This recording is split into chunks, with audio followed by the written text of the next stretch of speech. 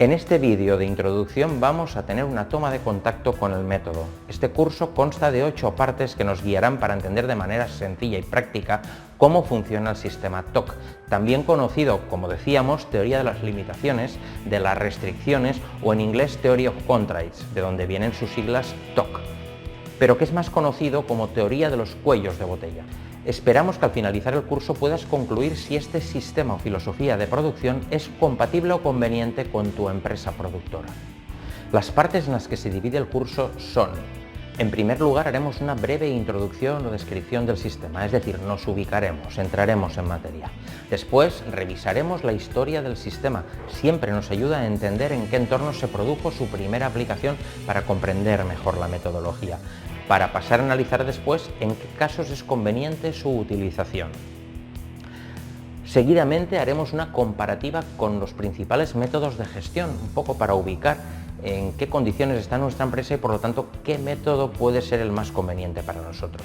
Después analizaremos las ventajas e inconvenientes que tiene el método, que tiene TOC, para después entrar en el detalle de cómo funciona, cómo se aplica o se utiliza, para pasar después a ver unas recomendaciones a la hora de implantarlo, tanto desde el punto de vista organizativo como desde el punto de vista de necesidades informáticas. Por último, cerramos como siempre con un breve resumen de todo lo visto en el curso. La teoría de las limitaciones o de las restricciones, TOC en inglés, es una filosofía global de gestión empresarial que trasciende el ámbito de producción, aunque en este ámbito es donde más se ha utilizado. En él podemos decir que es un método de control y programación de la producción que persigue obtener la máxima producción posible, optimizando la capacidad de los cuellos de botella de un proceso productivo. Después veremos a qué nos referimos cuando hablamos de cuellos de botella. Esta teoría fue desarrollada por Eliyahu Goldratt, empresario del sector de la informática y doctor en ciencias físicas. Desarrolló su teoría en forma de novela con su bestseller La Meta. En este libro, Eliyahu Goldratt muestra la esencia de su teoría. La desarrolla de manera lúdica en el entorno de una empresa manufacturera sentenciada a la liquidación, al cierre.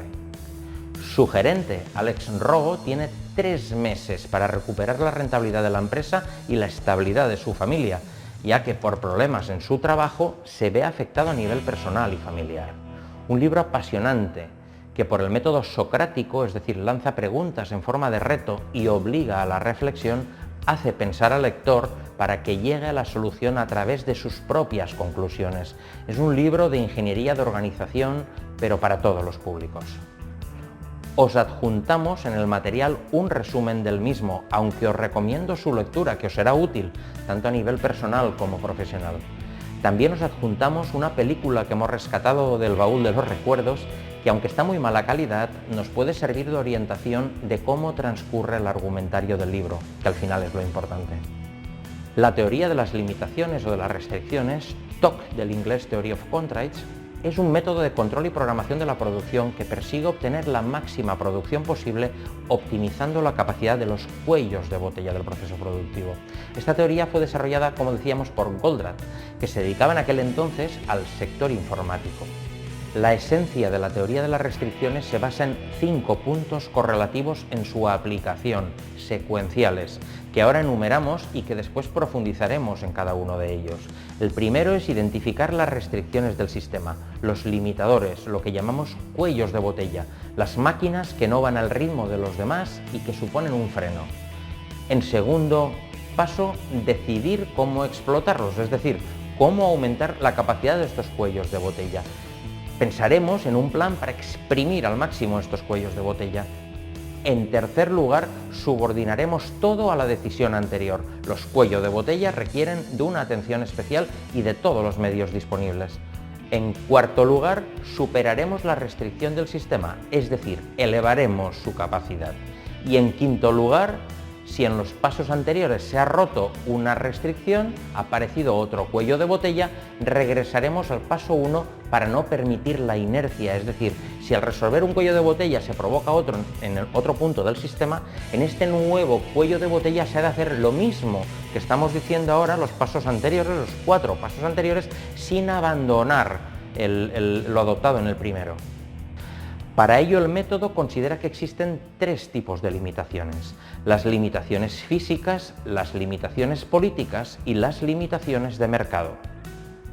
Como limitaciones físicas se refiere a los equipos e instalaciones, a los recursos humanos, al espacio, al almacén, a los tiempos. En general, tenemos dos formas de mejorarlas. Puedes aprovechar mejor su capacidad actual si no lo estás haciendo ya, y si lo estás haciendo ya y has llegado al tope, puedes forzarlas a trabajar más cerca de su máximo, es decir, elevar sus capacidades. Estas son las limitaciones más fáciles de visualizar y comprender, las más asumibles, pero no son las peores. En segundo lugar, las limitaciones políticas. No se refiere exactamente a la política, como se puede entender. Son las reglas, los modos de actuar, las costumbres que están limitando el alcance de la meta, el objetivo de la empresa, su misión. Son limitaciones emocionales, limitaciones culturales, fruto muchas veces de la costumbre que crea paradigmas difíciles de salvar. Para mí, estas son las más complejas. En estas limitaciones, la única forma de superarlas es reemplazándolas. Desde mi punto de vista y experiencia, como os digo, son las más difíciles de salvar. Siempre es complicado cambiar los paradigmas de las personas, la forma de ver las cosas. En tercer lugar, estaban las limitaciones del mercado, cuando el impedimento está impuesto por la demanda de nuestros productos o servicios. Es decir, cuando vendemos menos de lo que somos capaces de fabricar. Su aparición de nuevo también genera retrasos en este avance de proyecto de mejora, ya que no tiene sentido aumentar la capacidad si lo tenemos todo vendido y servido. El problema de estas limitaciones es la dificultad de actuar sobre ellas desde el área de producción, ya que compete a otras áreas como comercial o marketing, o en todo caso la dirección general. Y en este caso solo podemos reducir los gastos para mejorar competitividad. De todas formas, por suerte, la utilidad de conocer los cuellos de botella no se limita a las empresas. Los cuellos de botella pueden estar en cualquier sitio y afectan a cualquier cosa u organización. Podemos tener un cuello de botella en nuestro flujo de trabajo o incluso en nuestra rutina diaria personal.